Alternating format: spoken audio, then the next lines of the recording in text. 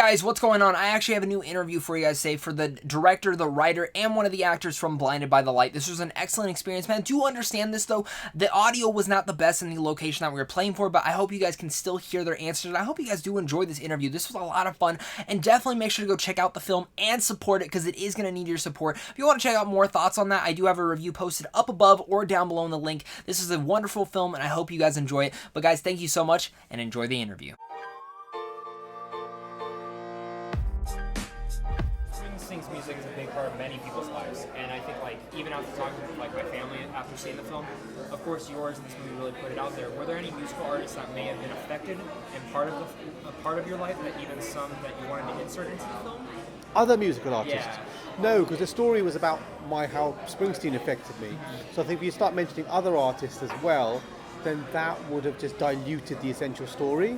So there wasn't I wasn't trying to get other people in. I was quite glad to get other 80s music in, and it was great to get Mental as Anything, and to get Aha, and to get the Pet Shop Boys and other 80s music. I wanted to get that in, but the whole point about the story is how one particular artist transformed my life. So if you start bringing too many others in, then it starts getting a bit diluted. Yeah, totally. Yeah. Oh, that makes sense. Yeah.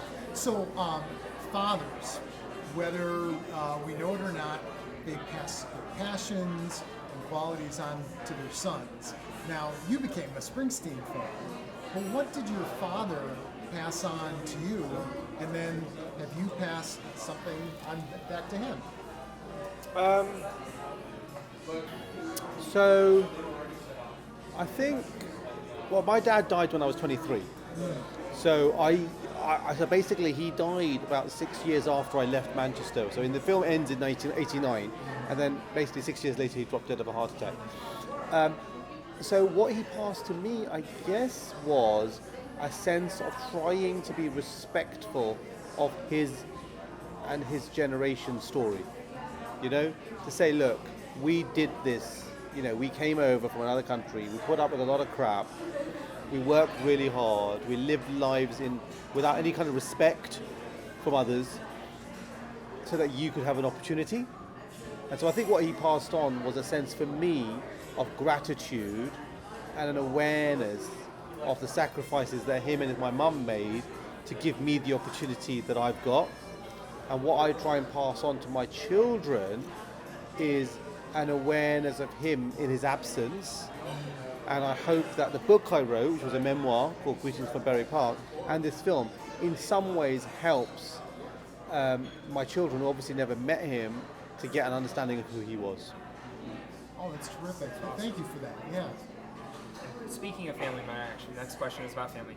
I think the most wonderful part about cinema is the way that it can bring together even the most unlikely people, or even take a deep dive into a culture that I may have never been a part of. And that's something that Blinded by the Light did so well, that it intersected me into this culture and the family and everything so well. And I'm curious to know, was there any elements of family that you wish you could have gone into more within the film? And do you have any that you'd like to share that didn't really make it in? I mean, I would have liked to spend more time just with the siblings, because I've actually got an older brother who I didn't write into the film, but I would like to have had more with the sisters. But the problem was, the film's 2 hours as it is, and if you start putting in more scenes, it just gets longer and longer. But it would have been nice to be able to humanise and tell more the story of the world from my sister's point of view. So that would have been one thing I would have liked. And I would also like more scenes with Roops, because he's a really hilarious guy, and I really enjoyed writing those scenes. It was great. I love the whole thing. And I actually had more written, but we just didn't end up being able to put them all in. So just the chemistry between me and Roops is really sweet, and the siblings, that would be nice to put some more of that in. Awesome. Yeah, I love that. And I love everything that you put in there with the sister. Yeah. And it was just great. Oh, like the dance scene, right? Yeah, the dance scene was beautiful. Yeah, It was one of my favorites in the whole movie. Yeah, so cool. So Yeah, cool. yeah. So, if you didn't have Bruce in your life, would you have left Luton eventually, or would you have stayed there? I think I would have probably left. Because most, I think I would have probably left. But I don't know if I would be doing what I'm doing. I don't quite know what I would be doing, because Springsteen is now so embedded in my life, it's hard to sort of disentangle that. So, but I think, I just think I think my life would not be as rich as it is, and I don't think it would be as creatively fulfilling as it is. And I don't think I would have had the experience that I've had, because I've had so many experiences of traveling the world, going to gigs. You know, I probably wouldn't be friends with Bruce anymore, because the thing we've got in common is Bruce. You know, I've been friends with him for 32 years, and I think if we didn't have Springsteen in the middle of it, I don't think we'd be mates, because that's the thing that holds us together. So I think my life would be quite fundamentally different without him. Speaking of Springsteen, what's your favorite Springsteen song? I'm curious to know because you have so many inside. Yeah, I don't think I wouldn't say just one song, but if I was going to choose one song, I would say The Promise. There's a song called The Promise. Have you heard the song The Promise? Yeah. So there's a line in there called "I hit it big once, but I paid the big cost. Inside I carry the broken spirits of all the other ones who lost." And that phrase, carrying the broken spirits of all the other ones who lost, I think that's the heart of what Springsteen does in honouring people whose lives don't often get honoured or recorded. And I try to do that with this film, and I think Gurinder tried to do this with the film. Is that, you know, not everybody gets out of Luton, not everybody gets to have, like, you know, their dreams come true, but to remember and honour the others, well, like my mum and dad, for example. I think to carry the broken spirits of all the other ones who lost. I love that phrase, and it reminds me of why one does what one does. Well, speaking of parents, so Javed he really had three strong women in his life, right? He had his mom, Eliza, and then Miss Clay. Yes. So were those three women part of your life? In my real life? Yeah. Well, my mum definitely was. There was a teacher, but I changed her name. But yes, I did have a teacher who was really believed in me and had a lot of faith in me and encouraged me. And interestingly, the Eliza character is entirely fictionalized. Well, it's sort of fictionalized in the sense that she's based on people that I met later in life to some extent. But when I was 16, I wasn't allowed out of the house, so there was absolutely no way I was going to have a girlfriend. But I just felt like it would be nice for the character to have a girlfriend to add to the richness of the story. So she was really sort of based on people that I met later, and, you know, it's more of a construct.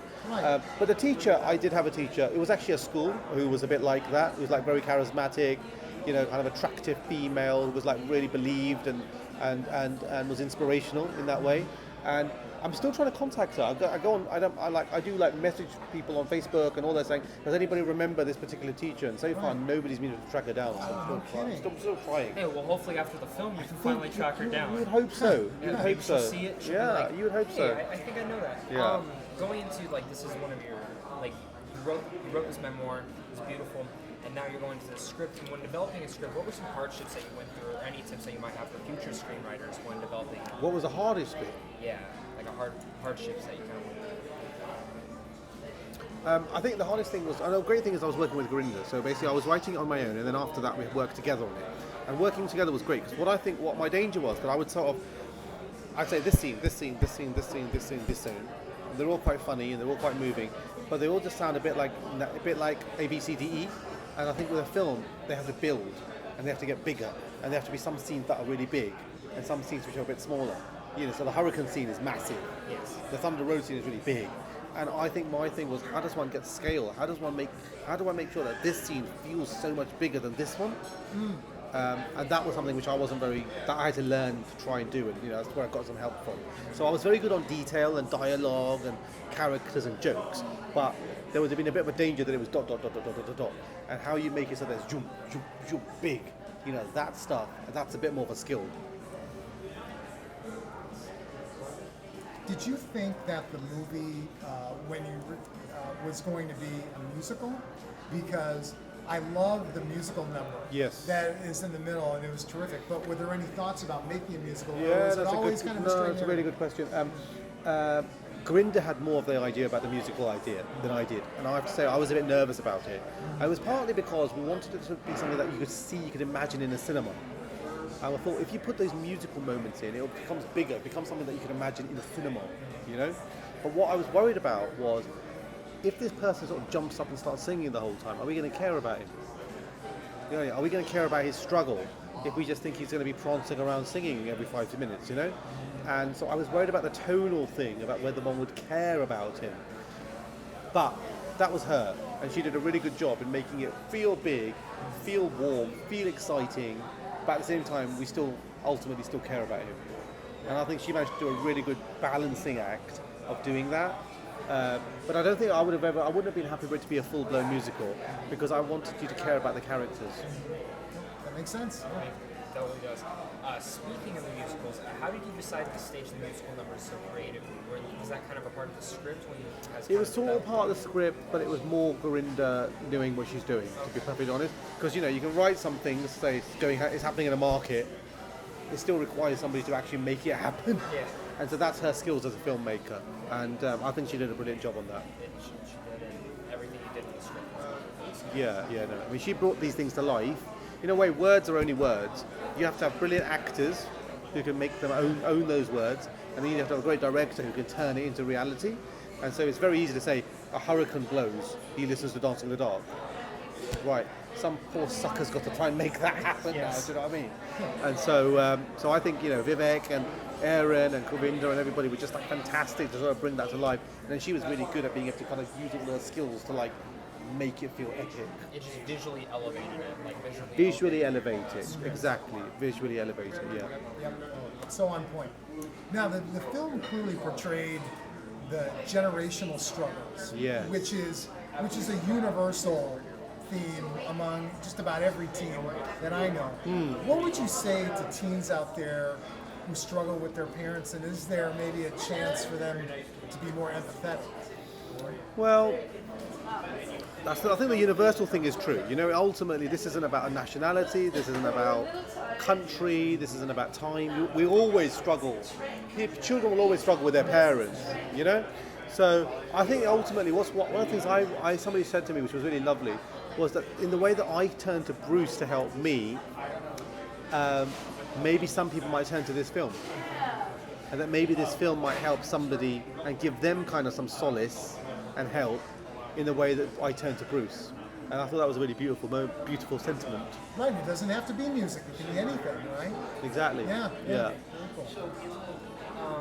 So I like to ask this with everyone I interview. What is the biggest reason the audience should be excited for this movie? A lot of these independent movies kind of get hidden, but I love elevating them and showing them out to people. What do you think it is? For me, I think it's a coming of age story. I think it kind of inspires people. Yeah. That's kind of what it did for me when I was watching it. I was Yeah. just so enamored with everything that the main character went through, and I was like, as much as I grew up with Springsteen's music from my dad, it was more looking at it as the movie really put it out there more. And I was talking to a friend, she was never heard of Springsteen, and I was like, how have you never heard of Springsteen? So I put on her music and I showed the music to her, and she kind of had the same reaction that the main character had. Yeah. I told her, I'm like, you have to see the movie then. We'll make sure she does an opening weekend. Oh, she will.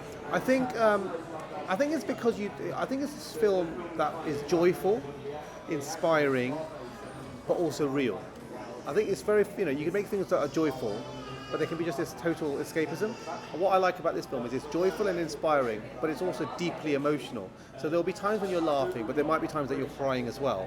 And at the end of it, I think you may know a little bit more. You might sort of respect and want to talk to your parents a bit after this film. I think it might make you want to call your dad and think about them. Honestly, yeah. It made me respect my parents a little bit more of everything they've kind of done for me and so. Yeah, so I think there's a bit of that, and I think it might make you, if you're not a Springsteen fan, it might make you put some Bruce on. So I think ultimately it's a film that's got a little bit of everything. It's got joy, it's got laughter, it's got pain, it's got sadness. It's set in the 80s, but it's kind of weirdly timely, and it's about children, but it's also about parents. You just nailed it. That's exactly. Do you still have the poems that you wrote in high school? And do you have all of them, or do you have a favorite? I do. I have them all. I wrote them I keep them in a shoebox, and they're in the film. So when you see Javed with his poems on the wall, those are my real poems. Oh, that's awesome. That's crazy, isn't it? That is amazing. It was very weird in the actual on set when these poems nobody's ever read. Most of them I just kept them to myself. Suddenly I had to give them to the production crew. And they're looking at them all, and these camera people and makeup people, and they're reading these really savagely honest poems where I'm sort of anguishing about my dad or about love or whatever.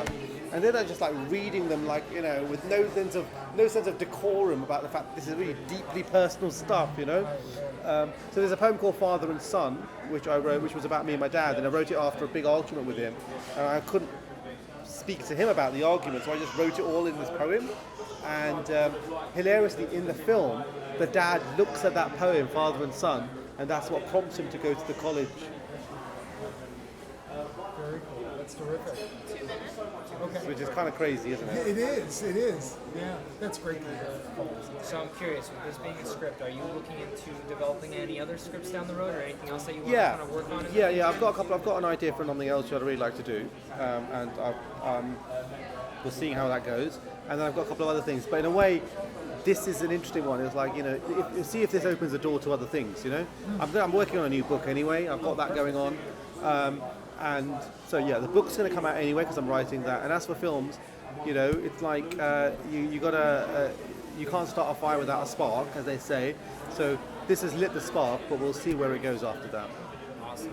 I want to see more from you, man. I love the scripts. Right, exactly. So this might be our last one. So lots of kids want to leave their hometown. I Sure. did. Yeah. But what are the positives of your hometown of leaving? Good question. I mean, firstly, the town. There's something about having roots, which you can't have anywhere else. That's really special, So on set, I was on set one time, and this guy comes up to me, and we're on set. There's film crew, everything, right? And he comes up to me and he goes, "Hey, do you remember me?" I was like, he goes, "Anthony." Anthony was somebody that I used to play cricket with when we were 11. And he's still in town, and he recognised me, and we had this chat, and I thought, that's what happens when you live in your hometown, I've got a friend who I've known since I was 5, and him and his mum were on set to watch, and there's only one place in your life where those history will be there, so there's a scene in the cafe in the film. That's the actual cafe me and my friend go to. It's the real one. Right. And we used to go there when we were 16, and we go there now when we're in our 40s. I like that sense of being rooted in history, and I think that's what Luton has for me. And in a way, it's what it says in the end of the film. In the end, you can't deny your hometown. It's where you're from. It's what made you. For good or bad, that's who you are. I actually have a viewer. I was tweeting out some stuff, and he actually messaged me. He was like, "I saw the movie." He's like, "I live in Luton." And he was like, it felt so real. He's like, it's still kind of like everything that's going on is kind of the same way. And he wanted me to pass that along to you, that's actually. funny. So I'm glad, because I'm going to be going back there when my family's all live there. So, I can't be thrown out of the town. So hopefully people there will like it. I'm sure they will, man. It was great talking. Cool. Thanks, man. Thanks so much. Okay. It's on the film, really. Thank you so much. I went into it hearing so much after Sundance, and hearing from my friend, she was like raving. She's like, "You gotta see it." So I went to the first screening. I was just like, really touched, and I was like, "There's so much in here that I can relate to." It didn't disappoint because No. that's my problem now. Everyone's hyping it up, and I'm like, oh my god. Well, that's what a lot of Sundance films do that. And I'm went in, and I'm like, oh man, and I came out really just in love with it, overall. So really, congrats to both of you. Thank And I you. loved your character, man. Bruce was, appreciate it. I have a friend who's pretty much just the exact same way, and it was very. I was like, that's my best friend right there. So. I'm glad. Thank you, man. Yeah, no problem. I think you want to start this Oh, time. sure, I could start, yeah. So Aaron, Roops has a very vital part to the movie because he introduces Javed to Bruce, right? But I also think he has a very vital part to stand by his side. Do you think that's the case? And in what ways was Roops' role vital to Javed's growth? I think it was vital because, all in all, Javed's confidence grows after listening to Springsteen, and who is it that introduces him to Springsteen? It's Root for us. So I think that played a big part for me, and I think also the fact that he's he's such a confident guy. Everyone needs a friend like him. He's a good wingman. He just wants the best for his friends. And I feel like the fact that he had, Javed had someone like that by his side, he started doing, after meeting him, started doing a lot better, just in all aspects of life. females, you know. He started writing better, you know, he started doing better in school, so Right. we all need a friend like Roots. That's exactly how I walk out. Like, that is what my friend is doing for me. I'm curious, how did you prepare for this role? Did you take any life experiences? Did you have a friend maybe that was the same way? Did you base anyone off this at all? I feel like there was some aspects that I was quite, you know, I didn't have to reach too far with Roots. You know, the confidence and the, you know, the wit that he had. I feel like that's very much me. But you know, the love that he had for Springsteen was, for me, like, you know, that was just a complete other world to me. I don't usually listen to music like that. So for me to understand his perspective and what is it about Springsteen that can reach and touch two 16-year-old Asian boys in Luton? So to me that was all really new. So when I started listening to Springsteen a lot, at first I was just thinking I have no idea how I'm gonna like this guy, but to do justice to the character, I have to understand what it is that's so great about him. And you know, after reading the script as well and seeing the way that, you know, the Born to Run sequence was played out, it was hard for me to imagine, and that's where Gurinder comes in, and she made it so good, because I saw it as like a comedic film to some aspects, but I didn't expect so many touching scenes. Like, and I can honestly say, like, I think I've watched it about 4 or 5 times now, and there's not one time that I haven't cried. Well, and that's something like you did so well, is like, just like I told him over there, like, you just visually elevated the scripts in such a unique way, and like the acting is a part of that, but like the direction is also something so special, and that's something that you did so excellent. It just really elevated everything. Well, I worked really hard on the film because as a director, I mean, I wrote the scripts too, but as a director, you know, I had a lot of responsibility because, number one, Bruce had given us his music, so I needed to make sure that I didn't disappoint Bruce. I needed to make sure that the way I used his music, you know, lived up to the expectation of the man himself and what those songs meant to him.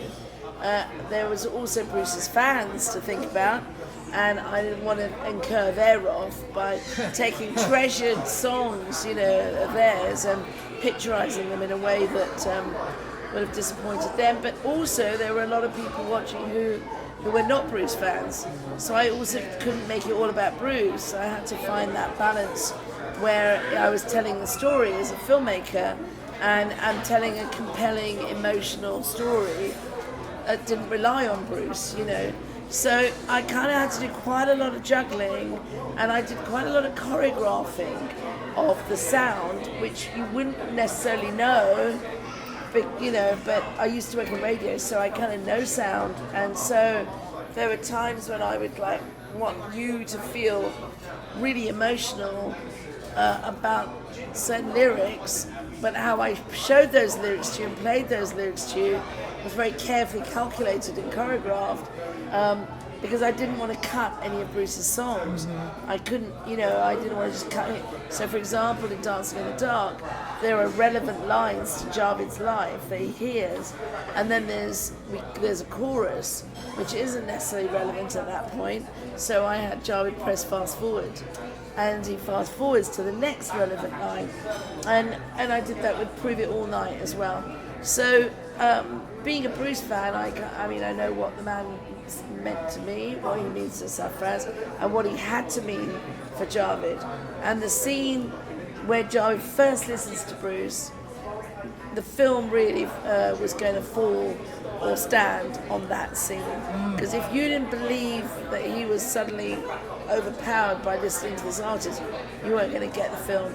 And that scene didn't come easy. I mean, I worked on that for quite a long time, cutting, adding, taking away, cutting, transitioning from Dancing in the Dark to The Promised Land. Like, you know, it was a tour de force working on that, and I love the impact now when you see it in the cinema. Oh, for certain, absolutely. Now, so Javid had a storm, right? But his direction was not an upward trajectory. No. he had peaks and valleys Yes. along the way. Yes. How important was it for you to show the peaks and valleys as really part of his real story, rather than like in other films, the protagonist just kind of just hockey sticks? Well, it's real life, you know. It's when you're the child of an immigrant, you know, and you have certain dreams. You know, your parents also have dreams, but their dreams, you know, they want what they want for you, not always what you want for yourself. And to get to the point where you can both say, you know what, this is me, it's what I want, and they go, look at everything we've done for you, how can you repay us like this? You know, that's a tricky area to negotiate, but that's what I love, because that's my experience, that's what I know how to do, is the tricky stuff between two generations in a family. And finding those points where one can negotiate and give and take. For me, that's drama, and that's push and pull. It's peaks, it's troughs, and at the end, hopefully, the resolution is moving, and that's what I was going for here, but truthful. Right, negotiation. That was so Negotiation, Yes, that's yes. cultural negotiation, and that's what we all do with our parents. You don't have to be Pakistani parents, that's what makes the film universal. That moment with the dad and the son at the end chokes a lot of people, particularly guys, and part of that is because there are a lot of people out there whose fathers never said, well done son, I'm proud of you, because men didn't talk like that, you know. And even Bruce suffered his whole life because his dad never said that to him, you know. So yeah, I lost the thread of what I was saying now. It's been a long day, right? It's been a long day, yeah. I want to mention the friend I actually took to the screening. He actually lost his dad a couple weeks beforehand, Oh. and the whole film like hit him so hard, but like so well done. And he actually wasn't a Springsteen fan. Like he had barely listened to any of his music, and he walked out. He's like, put it on in the car when we're driving home. We have to put it on in the car, and he was so obsessed with it.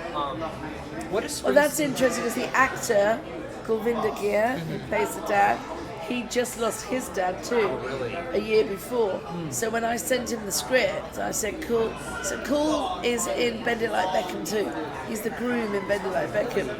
So I sent it to Cool and I said, have a read of this. And he like read it in 2 hours and he called me back and he just said, I'm a mess. I've been crying, I'm sobbing. This is my dad's story, you know. So he played the role with a lot of heart. And you feel it too, right? In that all the way now.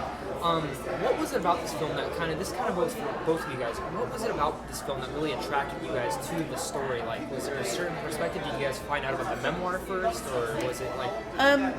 Well, I'd known Sarfraz for a long time. We were friends, and so he said to me one day, he said, "I'm going to write a memoir," and I said, "Great." And when he was writing his memoir, Bend Like Beckham had been a big hit, and he told me, you know, he was secretly hoping that I would like his book and be able to do something with it.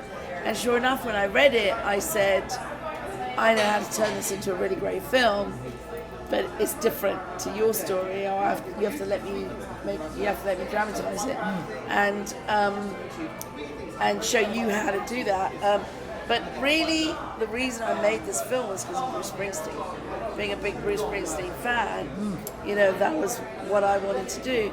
But then, coupled with my expertise and experience in the British Asian community, it was a slam dunk, as you say. What about you?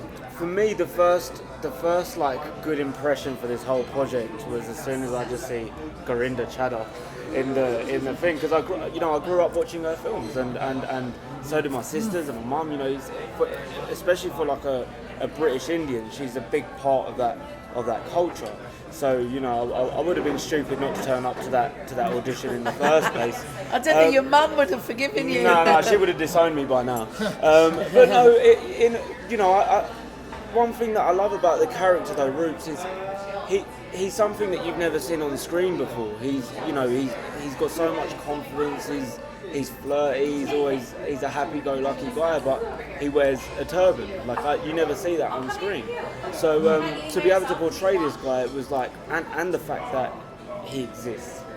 you know, that for me is where I felt like I was like a lot more pressure was on my shoulders, but at the same time I warmed to the challenge because, you know, that's what I'm in it for, you know. Now on the flip side, racism was prevalent. Yeah, too. absolutely, yes. And so two things with that.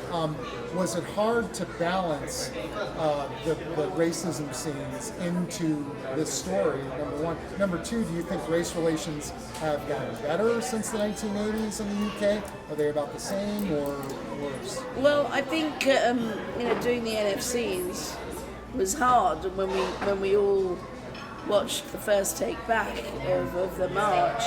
Everyone was like shocked because it looked so real and it really reminded us of that time, and in a way that's progress to show how much things have changed, in that it was a chilling reminder and everyone was like, thank God it's not like that anymore.